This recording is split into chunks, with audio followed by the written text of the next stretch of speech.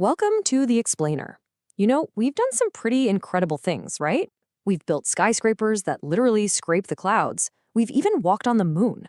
But there's this one ancient structure, the Great Pyramid of Giza, that still kind of stumps modern engineers.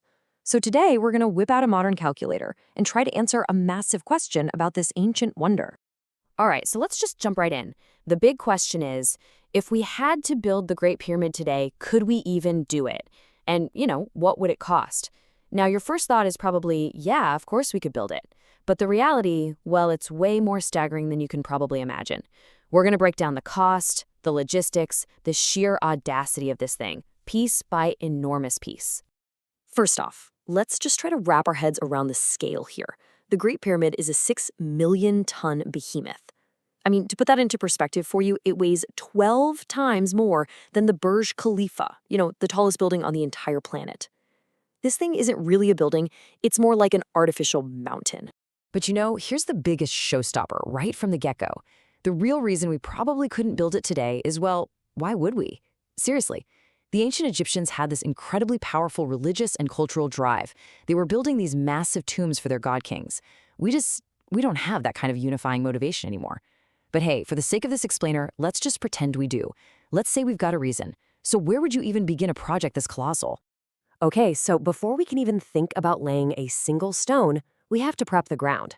And listen, this is not just clearing some land. We're talking about a monumental task in and of itself, something that's going to take years and cost an absolute fortune. So after we get the land and run all these seismic tests, the entire 13-acre site has to be leveled. And not just leveled, but leveled with lasers to get this incredible, almost perfect precision. And the ancient Egyptians knew just how critical this was. Get this, even a single millimeter of error at the base would create a nearly 15-centimeter tilt at the very top. That's insane. And the price tag for just this prep work? Well, after you buy the land, do all those deep geological scans, and then pour this massive reinforced concrete foundation, a foundation that, by the way, weighs as much as the entire Burj Khalifa, our bill is already sitting at over $500 million. And remember, we haven't even touched a single pyramid stone yet. We're just getting started. All right, next up, the raw materials. Our shopping list is, well, it's pretty simple but mind-boggling. We need 2.3 million stone blocks. Most of them are about the size of an SUV, and some of the bigger ones weigh as much as 80 tons. I mean, where do you even find that much stone? Okay, so check this out. If a single modern quarry factory started cutting these blocks today, it would take them 63 years to finish the job. 63 years! So to hit our ambitious 5-year construction timeline, we'd need to run 250 industrial-grade diamond wire saws all at the same time, 24/7, right there in the quarry. This would be a mining operation on a scale that's, well, it's never been done before. And the cost? Oh, it's just mind-boggling. The limestone and granite blocks themselves, that's about $1.1 billion, right there. The specialized cutting machinery adds another $250 million. And the electricity to power this whole thing for 5 years, that's a cool $155 million. And just to give you an idea of what that means, that's a power draw equivalent to the entire daily consumption of Italy. Wow! So just like that, our new reality is setting in. With just the foundation and the materials sorted out, our total cost has already skyrocketed past $2 billion. Let that sink in. That's more than it costs to build the entire Burj Khalifa. And we still have to get these blocks to the site and then, actually stack them. Okay, so we've got our stones. They're all neatly cut and just sitting there at a quarry 900 kilometers away. So now we face what would literally be the largest, most complex, and most expensive transportation job in all of human history. No big deal, right?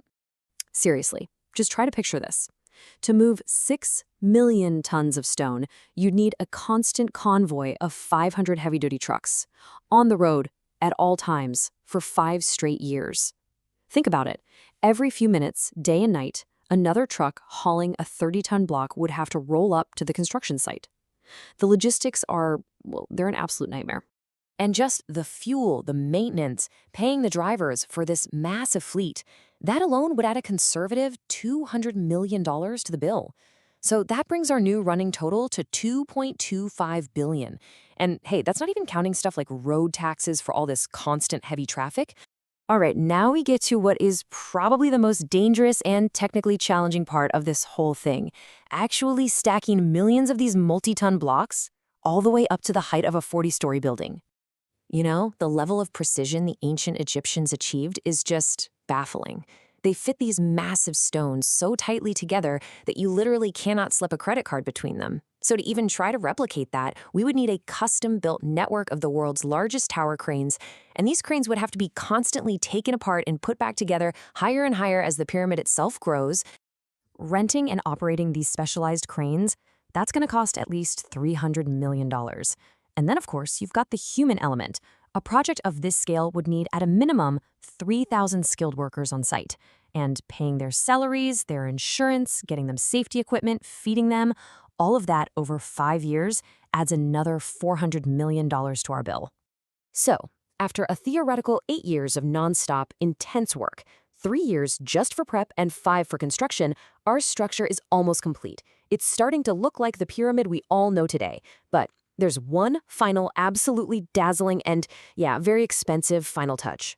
See, the Great Pyramid wasn't originally that sandy-colored, stepped thing we see in pictures. No way. It was encased in smooth, polished white limestone that would have gleamed in the sun, making it visible for miles around. It must have been incredible. To replicate that dazzling finish, we need another 115,000 perfectly cut casing stones, and that adds a final $250 million to the budget. So, what's the grand total? Let's take a look.